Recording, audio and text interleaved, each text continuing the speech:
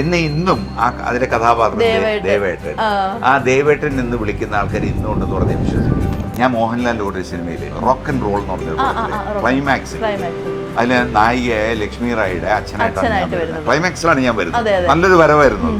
അപ്പം അങ്ങനെ അച്ഛൻ വലിയ കാര്യമായിട്ട് വരുമ്പോഴേക്ക് ഇവിടെ ഒരു സ്റ്റുഡിയോക്കകത്ത് ആൾക്കാരെല്ലാവരും വെയിറ്റ് ചെയ്ത് നിൽക്കുകയാണ്. ആരൊക്കെയാണെന്നറിയാം അതിനകത്ത് ചെയ്ത കഥാപാത്രങ്ങൾ എല്ലാവരും ഉണ്ട്. മോഹൻലാലുണ്ട്, സിദ്ദിഖുണ്ട്, നമ്മുടെ മറ്റേ സിദ്ദിഖ് ലാലിൻ്റെ ലാലുണ്ട്, ബിജു മേനനുണ്ട്, ഹരിശ്രീ അശോകൻ എന്നിങ്ങനെ 8 or 10 ആർട്ടിസ്റ്റുകൾ ടെൻഷനിൽ നിൽക്കുകയാണ്. കാരണം എന്താണ് ടെൻഷൻ വരാൻ പോകുന്നത്? കാരണം അച്ഛൻ വരികയല്ലേ, ഈ ലക്ഷ്മി റായുടെ അച്ഛൻ വന്ന് പ്രശ്നമാവുമോ എന്നൊക്കെ പറഞ്ഞ് നിൽക്കുമ്പോൾ ഞാൻ കയറി വരുന്നു. ഞാൻ ഭയങ്കരമായിട്ട് ചൂടായി ഞാൻ ഇറങ്ങിപ്പോകാൻ നിൽക്കുന്ന സമയത്ത് മോഹൻലാൽ വന്ന് 2 ലളിതമായ ഡയലോഗ് പറഞ്ഞിട്ട് ഒരു ചെറിയൊരു എക്സ്പ്രഷൻ കണ്ണുകൊണ്ട് കാണിക്കുന്ന ഒരു സാധനമുണ്ട്. ഇത് മോഹൻലാൽ എന്ന നടൻ്റെ ഏറ്റവും വലിയ വൈഭവമാണത്. കാരണം നമ്മൾ ഒരിക്കൽ റിഹേഴ്സൽ സമയത്ത് ഇതൊന്നും കണ്ടില്ല.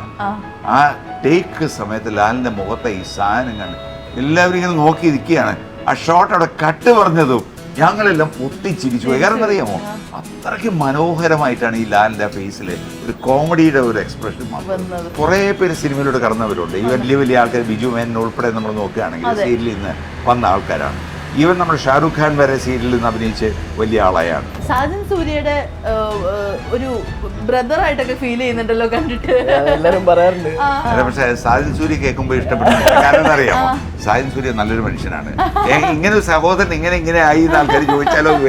സിനിമ സ്വപ്നം കാണുന്നവർക്ക് Chavara film school, Kochi. Hello and welcome to life net TV. അപ്പോൾ ഇന്ന് എൻ്റെ കൂടെ ഉള്ളത് 3-ാം നൊമ്പരം എന്ന സിനിമയുടെ വിശേഷങ്ങളുമായി സിനിമയുടെ ക്രൂ ആണ്. വെൽക്കം. Thank you. 3-ാം നൊമ്പരം, പേരിൽ തന്നെ ഒരു നൊമ്പരമുണ്ട്. അപ്പം ഒരു എന്താ പറയുക, ഓഡിയൻസിനെ കരയിക്കാനുള്ള പ്ലാൻ തന്നെയാണോ? തീർച്ചയായിട്ടും എനിക്ക് തോന്നുന്നത് അങ്ങനെ തന്നെ ഉദ്ദേശമാണെന്ന് പറയാം. കാരണം ആദ്യം എടുത്തു പറയേണ്ട ആ ഒരു മുഖവര് പറയുകയാണെങ്കിൽ എത്രയോ വർഷങ്ങളായി നമ്മുടെ ഓഡിയൻസ്, മലയാളി ഓഡിയൻസ് ഒരു ബൈബിൾ സ്റ്റോറി കണ്ടിട്ട്. ബൈബിൾ സ്റ്റോറി എനിക്കൊന്ന് പണ്ട് കണ്ട ഒരു ബൈബിളിന്റെ ചരിത്രം ഇറങ്ങിയിട്ടുണ്ടെന്നല്ലാതെ, ആ ഒരു പേരിൽ സിനിമ ഇറങ്ങിയിട്ടുണ്ടെന്നല്ലാതെ ബൈബിൾ ബേസ് ചെയ്ത് അല്ലെങ്കിൽ അതിൻ്റെ ഒരു എലിമെന്റ് ബേസ് ചെയ്ത് സിനിമകളൊന്നും ഇറങ്ങിയിട്ടില്ല. അപ്പോൾ ഈ സിനിമയുടെ ഏറ്റവും വലിയ പ്രത്യേകത എന്ന് പറയുന്നത് തന്നെ ഇതൊരു ബൈബിൾ സ്റ്റോറിയുടെ ഒരു ഭാഗമാണ്. പഴയ കാലഘട്ടമാണ്. പഴയ കാലഘട്ടമാണ്. അന്ന് നടന്ന സംഭവങ്ങൾ, അത് മേരി ജോസഫ് അവർക്കുണ്ടാകുന്ന ഒരു ബാലൻ, അപ്പോൾ ആ ബാലൻ കളഞ്ഞു പോകുന്നതും അതിനുശേഷം 12ാമത്തെ വയസ്സിൽ വീണ്ടും ഈ ബാലനെ തിരിച്ചു കിട്ടുന്നതും അവിടെ ഉണ്ടാകുന്ന കുറേ നല്ല രസകരമായ സംഭവങ്ങളാണ് ഈ സിനിമ മുഖേന പറയുന്നത്. അത് ശരിക്കും പറയും ബൈബിൾ സ്റ്റോറി വായിച്ചിട്ടുള്ള അവർക്കൊക്കെ, എസ്പെഷ്യലി ആ മതവിശ്വാസികൾ, മതവിഭാഗക്കാർ, അവർ തീർച്ചയായിട്ടും ഈ സിനിമ ഏറ്റെടുക്കുമെന്ന് ഞാൻ വിശ്വാസം. കുട്ടികൾക്കൊക്കെ ചിലപ്പോൾ ഇഷ്ടപ്പെടുമായിരിക്കും. കുട്ടിയുടെ കഥയാണ്. അതെ. പിള്ളേർക്ക് കുറച്ചുകൂടെ റിലേറ്റബിൾ ആയിട്ട് തോന്നുമായിരിക്കും. തീർച്ചയായിട്ടും. അപ്പോൾ ഇങ്ങനെ ഒരു എന്താ പറയുക, ബൈബിൾ കഥകളാകുമ്പോൾ ഇത്രയും പണ്ടത്തെ കാലഘട്ടം കാണിക്കുന്നത്, പ്രത്യേകിച്ച് റിലീജിയസ് ബേസ് ആകുമ്പോൾ തന്നെ ഒരു കുഞ്ഞു കാര്യങ്ങളുണ്ടെങ്കിൽ പോലും ആളുകൾ മൈന്യൂട്ടായിട്ടുള്ള ശ്രദ്ധിക്കും.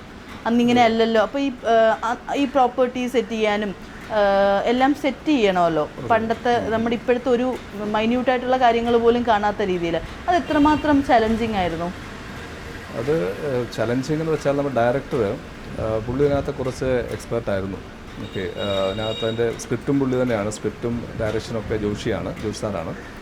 പുള്ളി ഇതിനകത്ത് കുറേ കാലഘട്ടമായിട്ട് കുറേ കാര്യങ്ങളായിട്ട് കുറേ സ്റ്റഡി നടത്തിയാണ് ചെയ്തിരിക്കുന്നത്. അപ്പോൾ മാക്സിമം അതിനോട് നമ്മൾ കാര്യങ്ങൾ പുലർത്താൻ ശ്രമിച്ചിട്ടുണ്ട്. പിന്നെ മൈന്യൂട്ടുള്ള പ്രശ്നങ്ങളുണ്ടാവും. അതിനേക്കാളുപരി അതിൻ്റെ കഥയുടെ ആ ഒരു ഇമ്പോർട്ടൻസ് ആണ് ഇവിടെ പ്രധാനമെന്ന് വെച്ചാൽ. ഇത് ഒരു ബിബ്ലിക്കൽ സ്റ്റോറി ആണെങ്കിൽ കൂടിയും ഇത് കാണാതെ പോകുന്ന കുട്ടിയെ തിരിച്ചു കിട്ടുന്ന ഒരു കഥയാണ്. അപ്പം ബേസിക്കലി ഇന്നത്തെ മാതാപിതാക്കൾക്കും അതുമായിട്ട് കമ്പയർ ചെയ്യാം. ഓക്കെ, അതിപ്പോൾ നമുക്ക് ഒരു മകനെ നഷ്ടപ്പെടുന്ന ഒരു പേരൻറ്റിൻ്റെ ആഗണി എന്തായിരിക്കും, അതാണ് ഇവിടെ ശരിക്കും അത് കാണിച്ചിരിക്കുന്നത്. ദേവിയുടെ ക്യാരക്ടർ, അതിനകത്ത് അർക്കലാവോസ് എന്ന് പറയുന്ന ഒരു കിങ്ങിന്റെ ക്യാരക്ടറാണ്. യേശു ക്രിസ്തുവിനോട് വളരെ സ്നേഹമുള്ള, ആക്ച്വലി അപ്പൊ അങ്ങനെ ഒരു ക്യാരക്ടർ. സാജൻ സൂര്യയുടെ ഒരു ബ്രദറായിട്ടൊക്കെ ഫീൽ ചെയ്യുന്നുണ്ടല്ലോ കണ്ടിട്ട്, എല്ലാവരും പറയാറുണ്ട്. ഞങ്ങൾ സീരിയൽ ആക്ച്വലി ബ്രദേഴ്സാണ് അഭിനയിച്ചിട്ടിരുന്നത്. പിന്നെ ഞാൻ അഭിനയിക്കാൻ തുടങ്ങിയ കാലം തൊട്ട് എല്ലാവരും പറയാറുണ്ട് സാജൻ സൂര്യയുടെ പോലെ ഉണ്ട് എന്ന്. അല്ല, പക്ഷേ സാജൻ സൂര്യ കേൾക്കുമ്പോൾ ഇഷ്ടപ്പെടുന്നു. കാരണം എന്താ അറിയാമോ, സാജൻ സൂര്യ നല്ലൊരു മനുഷ്യനാണ്. ഇങ്ങനെ ഒരു സഹോദരൻ ഇങ്ങനെ ആയി എന്ന് ആൾക്കാർ ചോദിച്ചാലോ എന്ന് മേടിച്ചിട്ട്. അല്ല, ലൊക്കേഷനിൽ പലപ്പോഴും ഞങ്ങള് ഗീതാഭവനിൽ ചെന്ന സമയത്ത് ലൊക്കേഷനിൽ പലപ്പോഴും ആൾക്കാർ രാവിലെ ഞാൻ മേലേക്ക് ഇരിക്കുമ്പോഴേ ഗുഡ് മോർണിംഗ് ചേട്ടാ എന്നൊക്കെ വന്നിട്ട് ഡയറക്ടറൊക്കെ വന്നിട്ട് പറയും. അത് ഒറ്റ തോട്ടത്. കാരണം ഇപ്പത്തെ പോലെയല്ല, അന്ന് ഞങ്ങളെ മുടിയും താടിയും എല്ലാം ഒരേപോലെ. അപ്പൊ എല്ലാരും അതുപോലെ നമ്മളെ എന്നെ സാഹചര്യം തെറ്റിദ്ധരിക്കുന്ന കുറെ ഇൻസിഡൻസ് ഉണ്ട്. അതെ, ഇപ്പൊ നേരത്തെ നിങ്ങൾ നടന്നു വന്നപ്പോഴും എൻ്റെ അടുത്ത് ഇങ്ങനെ പറയുന്നത്, ദിനേശ് പണിക്കർ പ്രൊഡ്യൂസർ, സാജൻ സൂര്യ എവിടെ? ഞാനൊരിക്കൽ റോട്ടിൽ ഷൂട്ട് ചെയ്തോണ്ടിരിക്കുക. അപ്പൊ ഒരാളിങ്ങനെ കുറെ നേരം എന്നെ നോക്കിക്കൊണ്ട് എന്നിട്ട് അടുത്തേക്ക് വന്നു. അടുത്ത് വന്നിട്ട് ചോദിച്ചു, സാജൻ സൂര്യ മോനെ ആകെ കറുത്തു പോയല്ലോ. അത് ഇൻസിഡൻസ് ഉണ്ട്. ഈ നമ്മള് ഈ പറയുന്ന പോലെ ആളുകളുടെ സാമ്യം പറയുമ്പോഴത്തേക്ക് എനിക്കൊന്ന് കേരളം കണ്ട ഏറ്റവും വലിയ സാമ്യമുള്ള ആളാണ് ഇവിടെ ഏറ്റവും കൂടുതൽ അനുഭവിക്കുന്ന ഒരാളാണ് ഞാൻ. എൻ്റെ അടുത്ത് വന്ന ആൾക്കാർ ചോദിക്കാറുണ്ട്, മറ്റേ ഈ തലൈവാസൽ വിജയ് നിങ്ങളോട് നല്ല സാമ്യമുണ്ട്, എങ്ങനെ നിങ്ങൾക്ക് തോന്നിയിട്ടുണ്ടോ എന്ന് ചോദിച്ചു. ഞാൻ പറഞ്ഞു, എല്ലാവരും പറയാറുണ്ട്, ഞാൻ അത് കേൾക്കാറുണ്ട്, അനുസരിക്കാറുണ്ട്. കാരണം എന്നറിയാമോ, നമ്മളതിനെ ധിക്കരിക്കാൻ പോയി കഴിഞ്ഞാൽ ആൾക്കാർക്ക് ഇഷ്ടപ്പെടും. അപ്പൊ ഇത് സത്യമാണെന്നുള്ള വിവരം എനിക്കറിയാം. അപ്പൊ ഞാൻ അക്സെപ്റ്റ് ചെയ്യാറുണ്ട്. പലരും വന്ന് പറയുന്നൊരു കാര്യം എന്നറിയാം, നിങ്ങളുടെ ആ പരസ്യം ഉണ്ടല്ലോ അപ്പെക്സ് പെയിന്റ്, അത് നന്നായിരുന്നു എന്ന് എൻ്റെ അടുത്ത് വന്ന് പറയുമ്പോൾ ഞാൻ അങ്ങ് ഞെട്ടു. ഞാൻ പറയാം, ശരി നന്നായിട്ടുണ്ടല്ലേ, ഓക്കെ. കാരണം കൂടുതൽ എക്സ്പ്ലെയിൻ ചെയ്യുമ്പോഴേക്കും അവർക്ക് ഇഷ്ടപ്പെടില്ല. അതുകൊണ്ട് പിന്നെ ഞാൻ നേരത്തെ സൂചിപ്പിച്ചതുപോലെ പലരും ഇതേവരെ വിജയുടെ അടുത്ത് പോയി ചോദിക്കാറുണ്ട്, ചന്ദനമഴയില്ലേ നിങ്ങളുടെ അഭിനയം സൂപ്പറായിട്ട്. അതെ, ചന്ദനമഴയിലെ പെർഫോമൻസ് കലക്കി കേട്ടോ എന്ന് പറയും. അപ്പൊ പുള്ളിഞ്ചിരിക്കും. അതെ, അതുപോലെ ഞാനൊരു കണ്ടത് സലീം കുമാറിന്റെ മറ്റേ അണ്ണൻ തമ്പിക്കത്തിലെ പോലെ മറുകുള്ളവൻ അപ്പൂ മറുകില്ലാത്തവൻ അച്ചു. ചേട്ടൻ ഇതുപോലെ ഏറ്റവും ഫണ്ണിയായിട്ട് കണ്ട നിങ്ങളുടെ ഒരു ട്രോൾ ഏതായിരുന്നു? ഞങ്ങളുടെ ട്രോൾ എന്ന് പറഞ്ഞു കഴിഞ്ഞാൽ ഗരുഡൻ സിനിമയ്ക്കകത്ത് ആൾക്കാർ നടുക്ക് നിൽക്കുന്ന ഒരാള് നോക്കുമ്പോഴേക്ക് ഇപ്പുറത്ത് നായികയുടെ അച്ഛനായിട്ട് ഒരാൾ വരുന്നു. അയാളുടെ അതേ ലുക്കുള്ള ഇയാൾ തന്നെ അവസാനം വിധി എഴുതാൻ വേണ്ടിയിട്ട് അയാൾ ജഡ്ജിയായിട്ട് വരുന്നു. ഇയാളല്ല അച്ഛൻ, ഇയാളെങ്ങനെ ജഡ്ജി എന്ന് പറഞ്ഞ ആൾക്കാർ കൺഫ്യൂസ്ഡ് ആകുന്ന രീതിയിൽ ട്രോള് വന്നിട്ടുണ്ട്. ആ ട്രോളിന്റെ സത്യാവസ്ഥ ഉണ്ട്. കാരണം ഉണ്ടോ, പലരും എൻ്റെ ചോദിച്ചു, അത് ഏതാ നിങ്ങൾ ചെയ്ത ക്യാരക്ടർ? അപ്പൊ അത്രയ്ക്കും സാമ്യം ഞങ്ങളതിലുണ്ട്, അതെനിക്കറിയാം. ശരിക്കും രസമുള്ള ഒരു സിനിമയിലെ കുറച്ച് രസമുള്ള കാര്യങ്ങൾ അല്ലേ? അതെ അതെ. മാത്രമല്ല ഞങ്ങൾ ഒരു സിനിമയില് സഹോദരങ്ങളായിട്ട് ചെയ്തു. അത് ബാംഗിൾസ് എന്ന് പറഞ്ഞൊരു പടത്തിൽ ഞങ്ങൾ 2 വില്ലന്മാരായിരുന്നു. ഞങ്ങൾ രണ്ടുപേരും കൂടി അർച്ചന കവി എന്ന് പറയുന്ന നായികയെ ബലാത്സംഗം ചെയ്ത് നശിപ്പിക്കുന്ന സഹോദരന്മാരാണ്. അപ്പോൾ മത്സരിച്ച് അഭിനയിച്ചു ഞങ്ങൾ ഏതില്, ബലാത്സംഗം ചെയ്തതിന്. അവസാനം വരുമ്പോഴേക്ക് ഇത് കുട്ടി പ്രേതമായിട്ട് വന്ന് ഞങ്ങൾ രണ്ടുപേരെയും കൊല്ലുന്ന ഒരു കഥയായിരുന്നു. സിനിമ നന്നായിരുന്നു, പക്ഷേ എന്തോ ആ കാലത്ത് അത് സിനിമ ഓടിയില്ല എന്ന് പറഞ്ഞ പോലെ ഞങ്ങൾക്ക് അങ്ങനെ കുറേ സൗഭാഗ്യം കിട്ടിയിട്ടുണ്ട് ഒരുമിച്ച് അഭിനയിക്കാനായിട്ട്. പിന്നെ വേറെ സിനിമയിൽ പുഴ മുതൽ പുഴ വരെ എന്നൊരു സിനിമയിൽ ഞങ്ങൾ ഒരുമിച്ച് അഭിനയിച്ചിട്ടുണ്ട്. ഇപ്പോഴും ചേട്ടാ ഈ സിനിമ ആയിക്കോട്ടെ സീരിയലായിക്കോട്ടെ നമ്മൾ ചെയ്ത കഥാപാത്രങ്ങൾ ഇങ്ങനെ എത്ര വർഷങ്ങൾക്ക് ശേഷം എടുത്ത് നിൽക്കുക എന്ന് പറഞ്ഞ ചെറിയ കാര്യമല്ല. ഇപ്പൊ നമ്മൾ ഈ പറഞ്ഞ പോലെ ഈ ചന്ദനമഴയുടെ കാര്യം പറയുകയാണെങ്കിൽ തന്നെ ഇപ്പോൾ എനിക്കൊന്നു ഒരു 10 ഇയേഴ്സ് കഴിഞ്ഞു.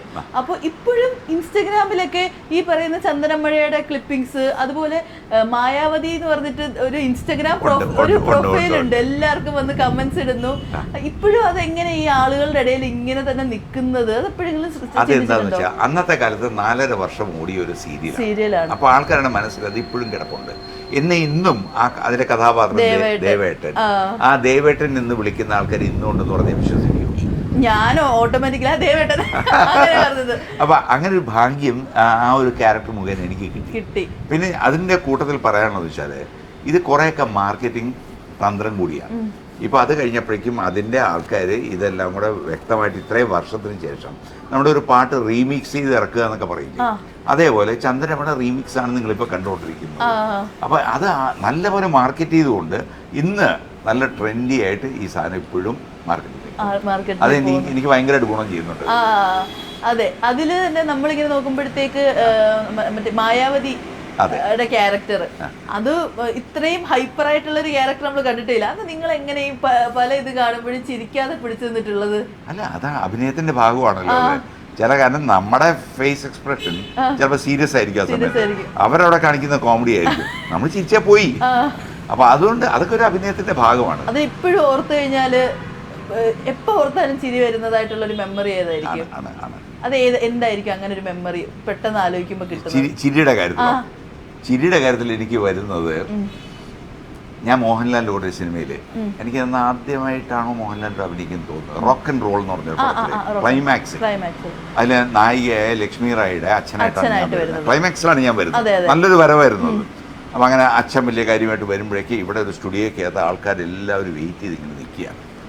ആരൊക്കെയാണെന്നറിയാം അതിനകത്ത് ചെയ്ത കഥാപാത്രങ്ങൾ എല്ലാവരും ഉണ്ട്. മോഹൻലാലുണ്ട്, സിദ്ദിഖുണ്ട്, നമ്മുടെ മറ്റേ ലാൽ, സിദ്ദിഖ് ലാലിൻ്റെ ലാലുണ്ട്, ബിജു മേനനുണ്ട്, ഹരിശ്രീ അശോകൻ എന്നിങ്ങനെ 8 or 10 ആർട്ടിസ്റ്റുകൾ ടെൻഷനിൽ നിൽക്കുകയാണ്.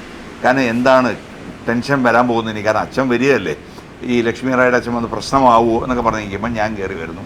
ഞാൻ ഭയങ്കരമായിട്ട് ചൂടായി ഞാൻ ഇറങ്ങിപ്പോകാൻ നിൽക്കുന്ന സമയത്ത് മോഹൻലാൽ വന്ന് 2 ലളിതമായ ഡയലോഗ് പറഞ്ഞിട്ട് ഒരു ചെറിയൊരു എക്സ്പ്രഷൻ കണ്ണുകൊണ്ട് കാണിക്കുന്ന ഒരു സാധനം ഉണ്ടായിരുന്നു. ഇത് മോഹൻലാൽ എന്ന നടൻ്റെ ഏറ്റവും വലിയ വൈഭവമാണത്. കാരണം നമ്മൾ ഒരിക്കൽ റിഹേഴ്സലെ സമയത്ത് ഇതൊന്നും കണ്ടില്ല. ആ ടേക്ക് സമയത്ത് ലാലിൻ്റെ മുഖത്തെ ഈ സാധനം കണ്ട് എല്ലാവരും ഇങ്ങനെ നോക്കി നിൽക്കുകയാണ്. ആ ഷോട്ട് അവിടെ കട്ട് പറഞ്ഞതും ഞങ്ങളെല്ലാം പൊട്ടിച്ചിരിച്ചു പോയി. കാരണം അറിയാമോ, അത്രയ്ക്ക് മനോഹരമായിട്ടാണ് ഈ ലാലിൻ്റെ ഫേസിൽ ഒരു കോമഡിയുടെ ഒരു എക്സ്പ്രഷൻ വന്നത്. അത് ചിലപ്പോൾ ലാലിനോട് പിന്നെ ചെയ്യാൻ പറ്റും, ചിലപ്പോൾ ലാലിന് പറ്റിയെന്ന് അത് ലാല് നേരത്തെ പ്രിപ്പയർഡ് ആണ്, ഞാൻ ഒരു സാധനം കൊടുക്കും എന്ന് പറഞ്ഞു.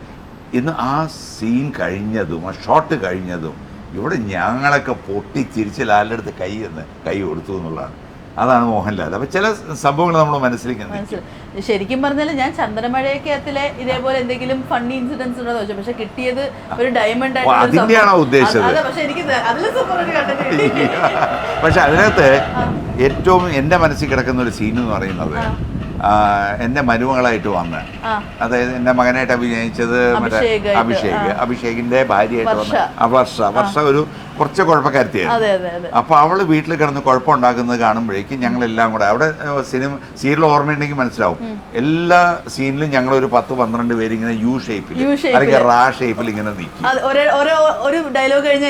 എല്ലാവർക്കും ഓരോ ടേൺ വരും, അത് കഴിയുമ്പോൾ തിരിച്ച് അതേമാതിരി വരും, ഇങ്ങനെയായിരുന്നു അത്. പക്ഷേ ഈ ഒരു പർട്ടിക്കുലർ സീനിനകത്ത് ഇവളുടെ അടുത്ത് ഞാൻ എന്താ വ്യക്തമായിട്ട് എനിക്ക് ഓർമ്മയില്ല, അവളുടെ അടുത്ത് എന്തോ ഒരു സംഭവം പറഞ്ഞപ്പോൾ അവൾ പിണങ്ങിയിട്ട് അവിടെ വന്നിരുന്നു. ഒരു നിയർലി 1.5 പേജുള്ള ഒരു ഡയലോഗ് അവൾക്ക് മാത്രമായിരുന്നു. അവൾ വന്ന് അവളുടെ വികാരവും അവളുടെ അമർഷവും ഒക്കെ പ്രകടിപ്പിക്കുന്ന ഒരു സീനായിരുന്നു. അപ്പം ഇങ്ങനെ പറഞ്ഞ് ഇങ്ങനെ ഞങ്ങളുടെ അടുത്തൊക്കെ വന്ന് എല്ലാവരുടെ അടുത്തും മുഖത്തും നോക്കി അവൾ ഡയലോഗം പറഞ്ഞ് കുറേ ചേട്ട് എൻ്റെ മുഖത്തും നോക്കുന്നില്ല, ഞാൻ ദേവേട്ടനല്ലേ. ഇതെല്ലാം കഴിഞ്ഞ് അവൾ തിരിച്ചു പോയി അവിടെ നിന്ന് ഒരു എക്സ്പ്രഷൻ കൊടുത്ത് ഒരു കരയുന്നതിൻ്റെയും ഒരു മിക്സായിരുന്നു. നന്നായിട്ട് അഭിനയിച്ച കുട്ടി അതിനകത്ത്. അപ്പോൾ അത് കഴിഞ്ഞപ്പോൾ ഞങ്ങളെല്ലാം ഞെട്ടി നിൽക്കുകയാണ്, ഈ കുട്ടി എന്തായി കാണിക്കുന്നത്. അപ്പോൾ അസാധ്യമായിട്ട് അഭിനയിച്ചു. അഭിനയം കഴിഞ്ഞ് ആ കുട്ടി ഞങ്ങൾ നോക്കും പിന്നെ കാണുന്നതെന്ന് അറിയാമോ, അവിടെ ഇരുന്നു പോയി. കാരണം she was so deeply involve ആ ഡയലോഗ് പറയുന്ന കാര്യത്തിലും വഴക്ക് പറയുന്ന കാര്യത്തിലൊക്കെ. അത് കഴിഞ്ഞ് കുറച്ചേരം ഇരുന്ന് എനിക്കൊന്ന് നിയർലി 5-10 മിനിറ്റ് എടുത്തു നോർമൽസിയിലേക്ക് എത്താനായിട്ട്. അപ്പോൾ ചില നേരത്തെ പറഞ്ഞ കോമഡി മാത്രമല്ല, ചില സീൻസ് നമ്മുടെ മനസ്സിൽ ഇങ്ങനെ തങ്ങി നിൽക്കും. എനിക്കിപ്പോൾ ഇപ്പോഴും ചോദിച്ചാലും ഏറ്റവും മനസ്സിൽ എനിക്ക് തങ്ങി നിന്ന ഒരു ആക്ടിങ് അനുഭവം ആ കുട്ടിയുടെയായിരുന്നു. അടിപൊളി. അതൊരു ഭയങ്കര സംഭവം. കാരണം നമ്മളിങ്ങനെ കാണുമ്പോഴത്തേക്ക് ചില ആളുകൾ ഇതുപോലെ പറയുന്നത് കേൾക്കാം, സീരിയലല്ലേ, സീരിയലിനെ ചെറുതാക്കി കാണുന്ന നമ്മൾ പലപ്പോഴും കാണാറുണ്ട്. പക്ഷെ അതിന് പിന്നിൽ ഉള്ള എഫേർട്സ് ആരും കാണാറില്ല. ഇതൊക്കെ കേൾക്കുമ്പോഴത്തേക്കാണ് നമുക്ക് സീരിയലിനെ കൊച്ചാക്കി കാണുന്നതായിട്ട് ഫീൽ ചെയ്തിട്ടില്ല. പക്ഷേ സീരിയലിൽ വേറെ കാര്യം പറയാം, ഞങ്ങളെല്ലാവരും സീരിയലിൽ അഭിനയിക്കുന്ന ആൾക്കാരാണ്, ഇത് പ്രൊഡ്യൂസറാണ് അല്ല ഓഫ്കോഴ്സ്. അപ്പോൾ സീരിയലിൻ്റെ ഏറ്റവും വലിയ മഹത്വമായിട്ട് ഞാൻ കാണുന്നത് വെച്ചാൽ it is A stepping stone four lot of people. എന്നെ പോലെ ഞാനും അഭിനയത്തിൻ്റെ ബാലപാഠം പഠിച്ചു വന്ന ഒരാളല്ല. വന്നു സീരിയൽ അഭിനയിക്കാൻ കിട്ടിയതുകൊണ്ട് എനിക്ക് കുറേ ബാലപാഠങ്ങൾ ഇവിടുന്ന് പഠിച്ചതിന് ശേഷമാണ് ഞാൻ പതുക്കെ സിനിമയിലോട്ട് കടന്നത്. അങ്ങനെ കുറേ പേര് സിനിമയിലോട്ട് കടന്നവരുണ്ട്. ഈവൻ വലിയ ആൾക്കാർ, ബിജു മേനൻ ഉൾപ്പെടെ നമ്മൾ നോക്കുകയാണെങ്കിൽ സീരിയലിൽ നിന്ന് വന്ന ആൾക്കാരാണ്. ഈവൻ നമ്മൾ ഷാരൂഖ് ഖാൻ വരെ സീരിയലിൽ നിന്ന് അഭിനയിച്ച് വലിയ ആളായാണ്.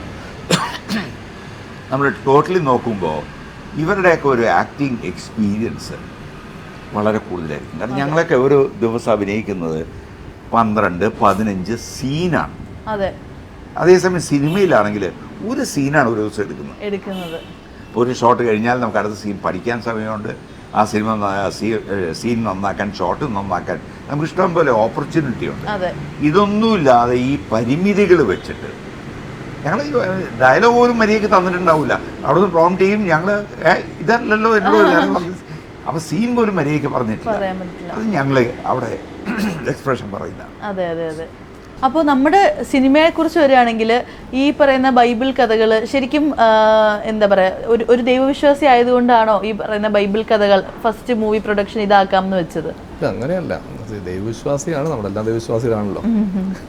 അപ്പം അങ്ങനെയല്ല, ഒരു സ്റ്റോറി ഇപ്പം ഞാനൊരു 10 വർഷമായിട്ട് ജോഷി സാറാണ് ഡയറക്ടറും സ്ക്രിപ്റ്റ് ഞാൻ പറഞ്ഞല്ലോ, ആദ്യം പറഞ്ഞല്ലോ. അപ്പം പുള്ളിക്ക് ഒരു സ്റ്റോറി ഉണ്ട്, സംസാരിച്ചു, അത് നല്ലതാന്ന് തോന്നി, അങ്ങനെ അതുമായിട്ട് ബന്ധപ്പെട്ട് തുടങ്ങിയതാണ്. അപ്പം അങ്ങനെ ബൈബിൾ സ്റ്റോറി മാത്രമേ ചെയ്യുള്ളൂ എന്നൊന്നുമില്ല, അത് തുടക്കമാണ്. അപ്പം അങ്ങനെ അവസരം കിട്ടി ചെയ്തു നല്ലതാന്ന് തോന്നി, അങ്ങനെയുള്ളൂ. അതെ അതെ അതെ. ഇതിൽ കാസ്റ്റിംഗ് എങ്ങനെ സംഭവിച്ചതാണ്? ഇപ്പം നേരത്തെ പറഞ്ഞ പോലെ നിങ്ങൾ തമ്മിൽ സാമ്യം ഉണ്ടെന്ന് പറഞ്ഞു, ആ ഒരു ഫ്രണ്ട്ഷിപ്പാണോ ഈ ഒരു കാസ്റ്റിങ്ങിലോട്ട് എത്തിച്ചത്? എങ്ങനെയാണ്? ആക്ച്വലി സാഞ്ചന വഴി തന്നെയാണ് ഇതിൽ ഞാൻ വരുന്നത്. കാരണം സാഞ്ചന ആദ്യം ഈ ഇതിൽ കാസ്റ്റ് ആയിരുന്നു നമ്മളെ കൂട്ടത്തിൽ. അങ്ങനെ വന്ന് എനിക്ക് തോന്നുന്നു ആദ്യത്തെ 2-3 ഷെഡ്യൂളൊന്നും നമ്മൾ ഉണ്ടായിരുന്നില്ല. ലാസ്റ്റിലേക്ക് എത്തിയപ്പോഴാണ് ഇങ്ങനെ ഒരു ക്യാരക്ടർ ഉണ്ടെന്ന് പറഞ്ഞിട്ട് സാഞ്ചേട്ടൻ എൻ്റെ അടുത്ത് ചോദിച്ചത്. അപ്പോൾ ഞാനും ഫ്രീ ആയിരുന്നു. അപ്പോൾ ചേട്ടൻ അങ്ങനെ സാറിന് ഫോട്ടോ അയച്ചു കൊടുത്തു. അപ്പോൾ എനിക്കറിയില്ല, ഒരു സൈക്കോ ക്യാരക്ടറാണ്. അപ്പോൾ എന്തോ എന്നെ കണ്ടപ്പോൾ ഓക്കെ അപ്പോൾ അത് പിന്നെ മൊത്തത്തിൽ നമ്മുടെ ഈ രൂപമല്ല ഞങ്ങളുടെ. ഇപ്പൊ ദിനേശേട്ടനാണെങ്കിലും കണ്ടാൽ മനസ്സിലാവില്ല, ഞാൻ ദിനേശേട്ടത്ത് മേക്കപ്പ് അത് ഞാൻ പറയാൻ വരികയായിരുന്നു. ഇതിനകത്ത് എന്റെ കഥാപാത്രം എന്ന് പറയുന്നത് ഒരു മഹാപുരോഹിതനായിട്ടാണ്. അപ്പൊ ഇതിനകത്ത് കഥ പുരോഗമിക്കുന്ന എങ്ങനെയാണെന്ന് വെച്ച് കഴിഞ്ഞാൽ, ഈ 12ാമത്തെ വയസ്സിൽ ഈ അച്ഛനും അമ്മയും ഈ കുഞ്ഞിനെ തേടി നടക്കുന്ന ഒരു അവസ്ഥയിൽ അവർ എവിടെയോ ഇങ്ങനൊരു പ്രസംഗം കേൾക്കുന്നു. അപ്പോൾ ഞാനാണ് ഈ പ്രസംഗിച്ചുകൊണ്ടിരിക്കുന്നത്. ഞാനിങ്ങനെ ഒരു കുട്ടിയെ കണ്ടതും ആ കുട്ടി വളരെ പണ്ഡിതനാണെന്നും ഈ 12ാമത്തെ വയസ്സിൽ തന്നെ ഈ ബാലിന് ഇത്രയും കാര്യങ്ങൾ ഗ്രാഹ്യമുണ്ടെന്നും ഒക്കെ ഞാൻ പറയുന്നുണ്ട്. അപ്പോൾ പറയുമ്പോഴേക്കും അത് നമ്മുടെ കുട്ടി ആയിരിക്കുമോ എന്നൊരു സംശയം അവർക്ക് തോന്നുന്നതും അവരെൻ്റെ അടുത്തോട്ട് വരുന്നതും, പിന്നെ അത് കഴിയുമ്പോഴേക്കും ഞാൻ പറയുന്നത് വാ കാണിച്ചു തരാം എന്ന് പറഞ്ഞ് അങ്ങനെയാണ് ഇവർ തമ്മിലുള്ള സംഗമം നടക്കുന്നത്. അപ്പോൾ ആ ഒരു ക്ലൈമാക്സിൻ്റെ ഒക്കെ പോർഷനിലോട്ട് കടക്കുമ്പോഴാണത്. അതിനു മുമ്പ് ഞങ്ങൾ തമ്മിലൊരു നല്ലൊരു സീനുണ്ട്, അതാണ് എടുത്തു പറയേണ്ട ഒരു സീൻ. അതായത് ഈ ബാലിനെ പറ്റി ഞാൻ വാനോളം പുകഴ്ത്തിക്കൊണ്ട് ഞാൻ പറയുന്നുണ്ട്, ഈ കൊച്ചാണെങ്കിൽ മിടുക്കനാണ്, ഈ ഇങ്ങനെ ഒരു കുട്ടി വന്നിട്ടുണ്ട്, അവൻ്റെ പാണ്ഡിത്യം കാണണം എന്നൊക്കെ പറയുമ്പോഴേക്കും പെട്ടെന്ന് എന്നോട് അർക്കലാവോസ് അല്ലേ, അർക്കലാവോസ് എന്നുള്ള മഹാരാജാവിൻ്റെ മുഖത്ത് നോക്കി ചോദിക്കുകയാണ്. ഞാൻ വലിയ അവിടുത്തെ മാർപ്പാപ്പയാണ് ശരിക്കും പറഞ്ഞാൽ, പക്ഷേ ഇദ്ദേഹത്തിനൊന്നും വിലയില്ല. ഇദ്ദേഹം പറയുന്നത് നിങ്ങൾക്ക് ബുദ്ധിയില്ലേ, നിങ്ങൾ മറ്റേ ഡയലോഗ് എനിക്ക് കൃത്യമായിട്ട് ഓർമ്മയില്ല, ബുദ്ധിഹീനായി പോയോ നിങ്ങൾ, ആ ബാലിന് ആരാന്ന് മനസ്സിലായോ? അതായത് ഇവർ കൊല്ലാൻ വേണ്ടി നടന്നിട്ട് ആ കൊലയിൽ നിന്ന് രക്ഷപ്പെട്ട ബാലനാണ് ഇത്. അതാണല്ലോ, അങ്ങനെയാണല്ലോ ബൈബിൾ കഥ പോകുന്നത്. അപ്പോൾ ആ പയ്യനെയാണ് ഞാൻ ഇത്രയും പുകഴ്ത്തി പറയുന്നത്. അപ്പോൾ ശരിക്കും പറഞ്ഞാൽ ഇവരുടെയൊക്കെ ശത്രുവാണ്. പക്ഷെ ഞാൻ ചെയ്യുന്ന കഥാപാത്രം ഒരു നല്ല പ്രിൻസിപ്പിളുള്ള ഒരു പുരോഹിതനായതുകൊണ്ട് ഞാൻ അവിടെ പറയുന്നത് എന്താണ്, ഇതിനകത്ത് പ്രായമോ ഇതൊന്നുമല്ല, ആ കുഞ്ഞിൻ്റെ ആ ജ്ഞാനമാണ് നമ്മൾ നമിക്കേണ്ടത് എന്ന് പറയുന്നത്. ഞാൻ ആ കൊച്ചിനെ വാനോളം പുകഴ്ത്തുന്ന ഒരു സംഭവ സീനുണ്ടത്. അപ്പോൾ ഇതൊക്കെ കേട്ടുകൊണ്ടാണ് ശരിക്കും പറഞ്ഞാൽ അച്ഛനും അമ്മയും വരുന്നതും, പിന്നെ അവർ തമ്മിൽ കേൾക്കാനായിട്ടുള്ള സാഹചര്യം ഞാൻ ഒരുക്കി കൊടുക്കുന്നതൊക്കെ അങ്ങനെയാണ്. അപ്പോൾ എന്തായാലും കേൾക്കുമ്പോൾ തന്നെ പഴയ കഥകൾ വായിക്കുന്നവർക്കൊക്കെ ഭയങ്കര ഇൻട്രസ്റ്റ് ഇങ്ങനെ ആയിരിക്കും ഇത് കാണാനായിട്ട്. ആ കാലഘട്ടം എന്തായാലും നമുക്ക് ഒരിക്കലും എക്സ്പീരിയൻസ് ചെയ്യാനോ ഒരു ഫോട്ടോഗ്രാഫ്സോ ഒന്നും ഇല്ലാത്ത, അപ്പോൾ ഇത് ഇങ്ങനെയൊക്കെയല്ലേ നമുക്കൊന്ന് എക്സ്പീരിയൻസ് ചെയ്യാൻ പറ്റുന്നത്. ഇതിനകത്തൊരു കാര്യം പറയാം, അതായത് ഞങ്ങളുടെയൊക്കെ കോസ്റ്റ്യൂമിന്റെ കാര്യത്തിലും ഈ പറയുന്ന ഡയറക്ടർ എടുത്ത ശ്രദ്ധ എന്ന് പറയുന്നത് വളരെയധികം. കാരണം ഞങ്ങൾക്കൊക്കെ തന്നിരിക്കുന്ന ആ കോസ്റ്റ്യൂമിന്റെ ഒരു സംഗതി അങ്ങോട്ടും ഇങ്ങോട്ടും മാറിയാൽ അദ്ദേഹം ഒന്ന് ശ്രദ്ധിച്ച് അപ്പം തന്നെ കട്ട് പറഞ്ഞത് ശരിയാക്കിയിടും. അപ്പോൾ വളരെ ശ്രദ്ധിച്ചിട്ടുണ്ട്. പിന്നെ ഈവൻ മേക്കപ്പിൻ്റെ കാര്യത്തിൽ പോലും, മേക്കപ്പ് എന്നെ സംബന്ധിച്ച് പറയുകയാണെങ്കിൽ ഞാൻ ഇട്ടിരിക്കുന്ന ഇവിടെ തലകെട്ടൊക്കെ കെട്ടി അപ്പം എന്നെ കഷണ്ടി പോയി. ഞാനതിനെ പറയാൻ പോലെ എന്നെ കണ്ടു കഴിഞ്ഞാൽ ഒട്ടും മനസ്സിലാവാത്ത പോലെ. കാരണം ഒരു വലിയ ഇവിടം മുതൽ ഇങ്ങനെ ഒരു താടിയുണ്ട്, ആ താടി ഇവിടം വരെയുണ്ട്, അത് നരച്ച താടി.